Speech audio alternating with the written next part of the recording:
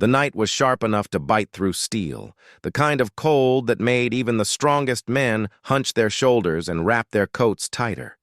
But the single dad behind the wheel wasn't thinking about the frost creeping along the edges of his windshield. His old sedan rattled softly as it rolled down the nearly deserted road, the headlights slicing through waves of fog. The world outside was hushed, too still, as if the night itself was holding its breath. His body ached from a long day's work, but something in the air kept him wide awake, a strange pull gnawing at his senses, as though fate had quietly laid a trap just ahead. That was when he saw her. At first, it seemed like nothing more than a faint shadow pressed against the edge of the pavement. But as the car crept closer, the fog lifted just enough for the headlights to reveal her. A young woman, trembling violently, her thin frame swallowed by the darkness. She wore a short, glittering sequin dress, a dress meant for blaring music and smoky rooms, not for streets drenched in freezing wind. Her bare arms wrapped tightly around herself, her legs shaking uncontrollably, her damp hair plastered against her pale face. His instinct screamed at him to keep driving. After all, the city was full of broken stories scattered along its roads, and most drivers never slowed down. But his hands hesitated on the steering wheel, his heart slamming harder with every second. There was something about the way she stood there, fragile, cornered, like a bird with broken wings, that struck a nerve deep inside him. Against his own logic, he eased the car to the side and stopped a few feet away. Rolling down the passenger side window, his voice came out softer than he expected. "Hey, are you all right?" The woman lifted her head, and in the dim light, he caught the smudges of mascara streaked down her cheeks, the swollen redness around her eyes, and the exhaustion etched into her expression. She hesitated, biting her lip as though even forming. A reply was too heavy a burden. "I'm fine," she whispered at last, her voice trembling, unconvincing. He frowned. "You don't look fine. You'll freeze out here." Her eyes darted toward him with suspicion, clouded with the wariness of someone who had been taught the hard way that kindness always came at a cost. "I don't need help," she muttered. Yet her teeth chattered as the words left her lips. For a fleeting moment he thought of driving away, but then he noticed the way her hands shook uncontrollably, the way her body swayed as if it couldn't carry her much longer. He sighed, pushed open his door, and stepped into the night air. Shrugging off his own coat, he extended it toward her. "Here, at least take this." She shook her head at first, shame flickering across her face. But her body betrayed her pride. Her trembling fingers finally reached for the coat, pulling it around her shoulders. The warmth seemed to draw out a quiet, almost broken sigh from her lips. "Thank you," she whispered, barely audible. "You're welcome."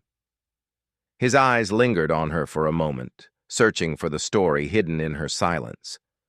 But he didn't press. Instead, he offered gently, "There's a cafe just around the corner.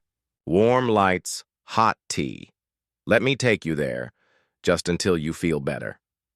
Her lips parted as if to refuse, but another cruel gust of wind hit, making her knees buckle. Weariness washed over her features, and slowly, she gave a small nod. Inside, the car. The heater roared faintly as they drove through the mist. The silence between them was heavy, weighed down by unspoken things. He glanced at her reflection in the window, fragile, distant, as if she wanted nothing more than to dissolve into the glass.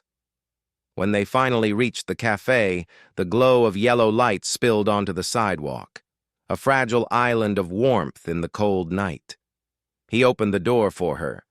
She stepped inside cautiously, still clutching his coat tight, as though afraid that even this small fragment of kindness might vanish the moment she let it go.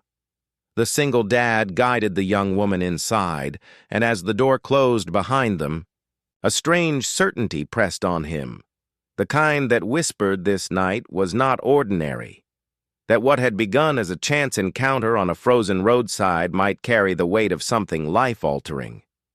The cafe was quiet, its warmth wrapping around them like a blanket, the scent of coffee and fresh bread cutting through the sharp air that still clung to their clothes. An old man sat in the corner with a newspaper, and a young couple leaned close over steaming mugs, whispering with the kind of intimacy that made the rest of the world fade away.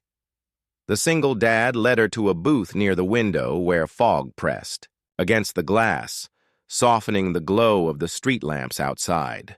She slid into the seat cautiously, still clutching his coat close, the sequined dress beneath it catching the dim light and reminding him of how exposed and fragile she had been when he first saw her. He ordered tea and a plate of soup and bread, trying not to overwhelm her with questions, though his mind churned with them.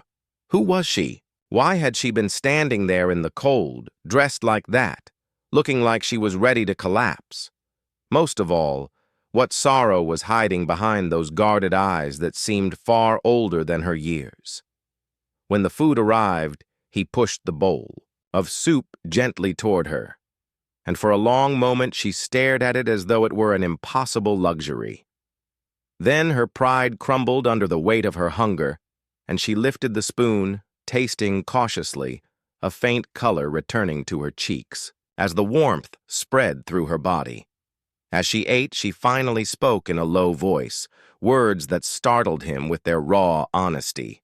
She told him he should not have stopped, that she was not the kind of woman people saved. She admitted she worked in a bar, that she danced for men who would never remember her name. She spoke the words as if bracing for the recoil of disgust. But the single dad felt none of that. He only saw a human being trembling, trying to survive, and he told her simply that no one was unworthy of kindness. The sincerity in his voice unsettled her, and though she tried to look away, something inside her shifted ever so slightly, as if a crack had appeared in the wall she had built to keep the world out. When the cafe began to close, he faced a choice. He could not in good conscience leave her back on the street where he had found her. He remembered a shelter not far away, one he had donated to in the past but never thought he would need. He suggested it quietly, telling her it was safe, that they would take her in for the night. Suspicion flickered in her expression, that old mistrust rising again as she asked why he was helping her. He met her gaze without flinching and told her it was because she needed it, nothing more. She searched his face for the catch, for the hidden motive, but all she found was sincerity. At last, she agreed, and he drove her there. Watching her step inside the shelter wrapped in his coat stirred something inside him he could not quite name. As the days passed, he thought about her more than he wanted to admit. The memory of her shivering in the street haunted him, and on the third evening he found himself driving past the shelter again. He told himself it was curiosity, that he only wanted to see if she was all right, but deep down he knew it was more. Through the window of the common room he saw her, sitting by the glass with a worn blanket draped over her shoulders, looking softer now, almost like the girl she might have been before life had weathered her down. A notebook lay in her lap, though she wasn't writing, only staring out into the gray sky. When she noticed him, surprise flickered across her face, but not displeasure. He stepped inside, asked quietly if he might sit, and after a pause, she nodded. The silence stretched between them, broken only by the faint laughter of children somewhere in another room. He did not rush her. He knew that trust, once broken, could only be rebuilt one fragile thread at a time. At last, she spoke again. Her voice was careful, brittle, as if she feared the weight of her own confession. She told him he must think poorly of her because she danced in a bar, because people heard that and assumed they knew everything. Shameless, broken, dirty. Her voice cracked under the burden of those words, but he leaned forward and told her, softly to tell him the rest. For a long moment she hesitated, torn between silence and release, and then she exhaled shakily as the dam finally broke. She told him she had not chosen this life, that she once had dreams of studying, of teaching, of building something better, But life had a way of mocking plans.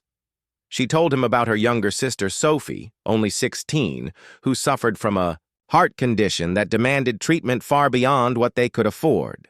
Their parents were gone, leaving the two of them alone, and she had tried every honest job she could find, working in shops, scrubbing houses, but none of it was enough. And then came the offer. Money in a week that matched what she made in a month. Money that could keep her sister alive. She hated every moment of it. But Sophie needed her, and so night after night, she sold away pieces of herself to buy her sister another day. Tears welled in her eyes as she turned away, ashamed, whispering that some nights she wondered if she was only drowning. His chest ached at the quiet desperation woven through her story. He had expected pain, but not this sacrifice disguised as shame. Gently, he told her that she was not what the world called her, that she was a sister who refused to give up, and that was not weakness, but strength. She blinked at him, stunned by the kindness in his words. For years, she had expected cruelty, armored herself against it, but now compassion seeped through the cracks she could no longer hold closed. Her lips quivered as she whispered that no one had ever said that to her. He smiled faintly and told her perhaps it was time someone did. And for the first time, she allowed herself to cry without shame, tears spilling freely as if washing away years of judgment. In that fragile moment, a bond began to form between them, not loud or dramatic, but quiet and unspoken, the kind that hinted her story was far from over. The bond between them grew quietly in the days that followed, like a flame sheltered from the wind, fragile yet persistent. He did not push her, never demanded more than she was ready to give. Sometimes he stopped by the shelter just to sit with her, bringing warm food, a book, or simply his company. In those moments of silence, she began to breathe a little easier, though deep inside a voice kept whispering warnings not to trust too much. Life had taught her that kindness always came with a cost, and she could not imagine why his would be any different. One evening, everything changed. He was driving home when his phone rang, and the voice on the other end trembled with panic. It was the shelter's manager, explaining that Elena had rushed out in tears, nearly collapsing, crying that her sister Sophie had taken a turn for the worse. His heart pounded as he turned the car around, the urgency in that voice echoing in his chest. By the time he reached the hospital, he saw her in the corridor, small and broken, her hands pressed over her face as if to shield herself from the cruel world around her. She looked more fragile than ever, as though the weight she had been carrying had finally crushed her. He stepped closer and spoke her name softly, and when she looked up, her eyes were swollen and raw. She whispered that they would not treat Sophie without money, that the tests and medicine cost far more than she had, and that she had thought she was prepared, but was wrong. Her words tangled into sobs, and his chest tightened at the helplessness written all over her. He knelt beside her, asked how much it would take, and she handed him a slip of paper. The number scrawled across it made his stomach twist. It was impossible for her, maybe even for him, but he knew in that moment there was no question about what he would do. Elena clutched the paper against her chest, whispering in despair that she would have to go back to the bar. The shame in her voice burned like fire, and it nearly broke him to hear it. She admitted she had promised herself she would never return, but it was the only way she knew to get the money quickly. At that moment, something inside him hardened, not in anger at her, but in determination. He could not stand the thought of her spirit being crushed again, of her being dragged back into the shadows she had fought so hard to escape. He told her firmly she was not going back there, that there had to be another way. When she looked at him, stunned, and asked how, he pulled out his wallet, pressed it into her hands, and told her simply that he would take care of it, that Sophie would get her treatment. Her breath caught as though she had been struck. She stared at him in disbelief, asking why he would do such a thing for her. For them, when he barely knew her. He met her gaze without hesitation and told her it was because she had carried this burden alone for too long, because her sister deserved a chance, because no one should have to sacrifice themselves to keep someone else alive. Her lip trembled as tears spilled down her cheeks, and though she wanted to resist his help, the exhaustion of years of survival pulled her into surrender. Slowly, she nodded, allowing him to step into the storm she had been braving alone. The payment was made, and the doctors moved quickly. Sophie was admitted, her small frame fragile against the stark white of the hospital bed, tubes and monitors surrounding her like a web. Elena stayed by her side, her hand clasped tightly around her sister's, while he lingered quietly in the corner, giving them space but refusing to leave. He was an anchor, steady and unshaken, even when Elena's emotions swelled and broke, like waves. At one point, she looked back at him, eyes glistening not with despair but with a dawning gratitude she could not yet put into words. In a voice soft enough to almost vanish, she whispered that no one had ever cared like this. He gave her a gentle smile and told her to get used to it. And in that simple exchange, something broke open inside her, not in ruin, but in healing, like the first rays of light breaking through a storm. The days blurred into one another in the hospital. Machines beeped steadily, nurses drifted in and out, and Elena barely left Sophie's side. He came each day without fail, sometimes carrying food, sometimes books, sometimes nothing but his steady presence. He never reminded her of the money he had spent, never sought thanks. He was simply there, reliable as a lighthouse in the storm. Gradually, Sophie's condition stabilized, and for the first time in weeks, Elena allowed herself a breath of relief. One evening, after Sophie had finally fallen asleep, he suggested they step outside into the hospital garden.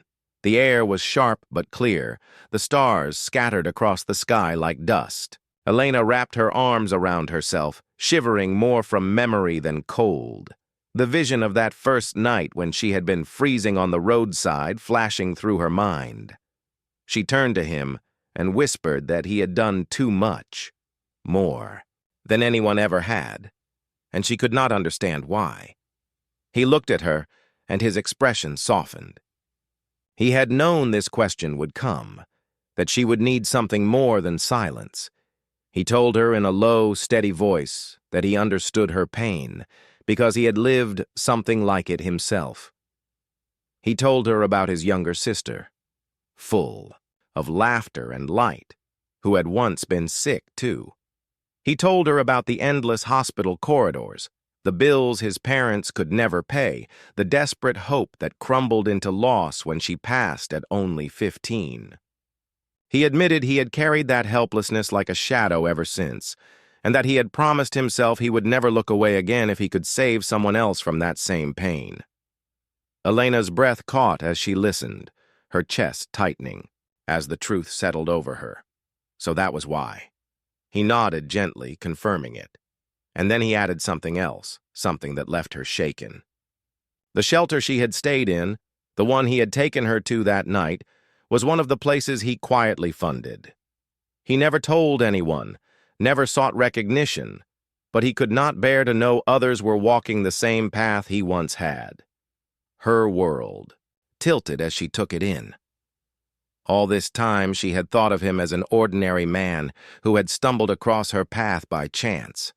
Now she realized he was someone who carried his own grief, yet had turned it into light for others.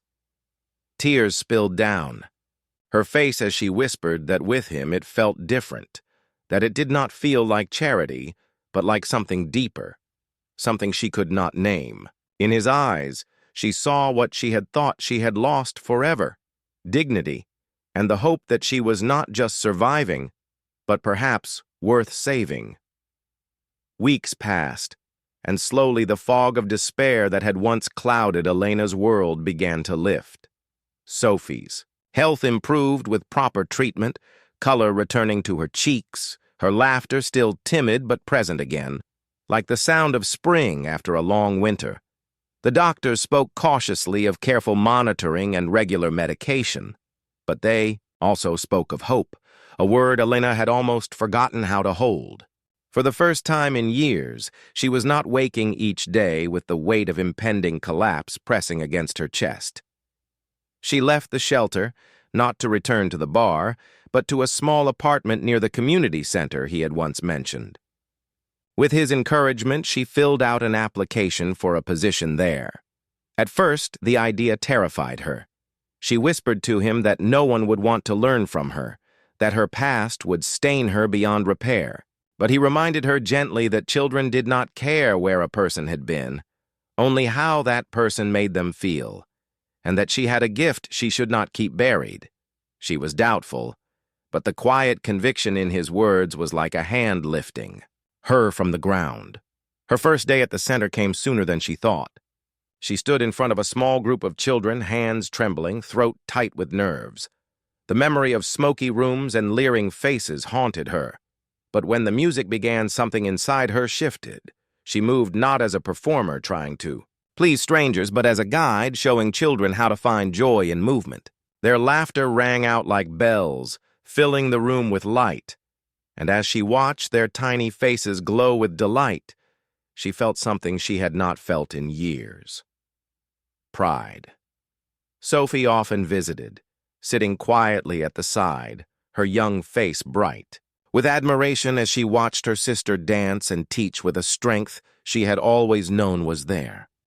Sometimes Sophie's eyes shone with tears, not of sadness, but of gratitude, because she could see her sister reclaiming pieces of herself she thought were lost forever. Each time Elena glanced at her, she realized she was not only saving herself, but giving Sophie a new kind of hope as well. One evening, after a long day at the center, Elena walked home beside the single dad. The winter air had softened, crisp, but no longer cruel, and the golden pools of light from the street lamps stretched across the pavement in gentle rhythm. She pulled his old coat tighter around her shoulders. She had kept it all this time, unable to part with the symbol of the night her life began to change. She glanced at him with quiet gratitude and told him softly that he had given her back a life. He shook his head with a faint smile and reminded her that the strength had always been inside her, that he had only helped her see it again. They stopped at a small park bench where the silence of the evening wrapped around them like a curtain. She studied his face. The calm steadiness etched into every line, and remembered the night she thought she would freeze to death, when she believed the world had no place for her. Now here she was, alive, healing, building something new. She whispered that she had thought that night was the end, but now she understood it had been a beginning. He answered gently that sometimes the darkest nights lead to the brightest dawns. Her eyes shimmered as she reached for his hand, and this time he did not pull away. Their fingers intertwined, and for the first time, she felt what it meant to be seen not as a mistake or a burden, but as someone worth holding on to. Months later, the community center held a small recital. Parents filled the rows, children giggled nervously, and Sophie sat in the front, clapping her hands with more energy than her frail body should have allowed. Elena stood proudly as her students danced a simple routine, their faces glowing with joy. She moved among them not as the girl who once danced for survival, but as a teacher, a guide, a woman reborn. In the back row, the single dad watched quietly, his eyes never leaving her, a pride in his gaze that said more than words ever could. When the performance ended, the children bowed, and Elena bowed with them. The applause washed over her, but what filled her heart was not the sound of clapping hands. It was the realization that she was no longer that broken girl standing on the roadside, shivering in shame. She was a sister, a teacher, a survivor who had turned her pain into strength. Later that evening, as she walked home with Sophie and the single dad, she thought often of that first night. The biting cold, the headlights cutting through fog, the stranger who chose to stop when everyone else drove past. She realized then that salvation rarely arrives in grand miracles. More often it comes quietly, in small acts of kindness from someone who refuses to look away. As they turned down the quiet street, his hand found hers again, steady and warm, and she smiled through tears that now belonged not to sorrow but to gratitude. Her voice was soft but sure. As she said that on the night he found her, she thought she had been lost forever. But in truth, it was the night her life truly began. When it ended, Elena bowed alongside the children, her chest rising with a pride she had once thought she would never feel again. She was no longer the trembling figure abandoned on a frozen roadside, no longer the broken dancer who carried her shame like chains. She was a sister, a teacher, a survivor, reborn through compassion and given back the dignity she thought was lost forever. Later that evening, as the three of them walked home together, Elena, Sophie, and the single dad, her thoughts returned again and again to that first night. The biting wind, the blur of headlights, the moment when one man chose to stop where so many others would have passed her by, and the truth became clear. Sometimes salvation does not arrive in thunderous miracles, but in the quiet mercy of a stranger who refuses to look away. And as they turned down the still street, his hand slipped gently into hers, steady and warm. Elena's tears glistened in the lamplight, but her smile carried the strength of someone who had been found. Her voice came soft but unshakable. That night, I thought my story had ended. But in truth, it was the night my life truly began. If this story touched your heart, make sure to like this video, share it with someone who needs hope today, and subscribe for more stories of faith, redemption, and the quiet power of compassion.